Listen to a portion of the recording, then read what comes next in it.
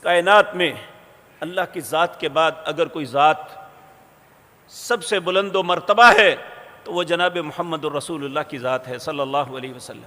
سارے انبیاء و رسل، ساری مخلوق ایک پلڑے میں، صرف نبی کریم ایک پلڑے میں ہو تو آپ پھر بھی بھاری ہیں ہم سے۔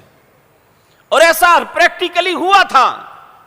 نبی کریم سوئے ہوئے تھے، دو فرشتے آئے، ایک نے کہا میں ترازو پکڑتا ہوں، آپ اس ترازو کے اس پلڑے میں انہیں ڈالیے۔ نبی کریم صلی اللہ علیہ وسلم کو آپ فرماتے ہیں خواب کے اندر میں دیکھ رہا ہوں، ایک پلڑے میں ڈالا گیا، کہا دوسرے میں دوسرے شخص کو ڈالو، میں بوجھل ہو گیا۔ پھر انہوں نے کہا 10 ڈالو، پھر بوجھل ہو گیا۔ پھر کہا 100 ڈالو، پھر میں بوجھل ہو گیا۔ اور یہ عزت و شرف میں ہے، وزن میں نہیں۔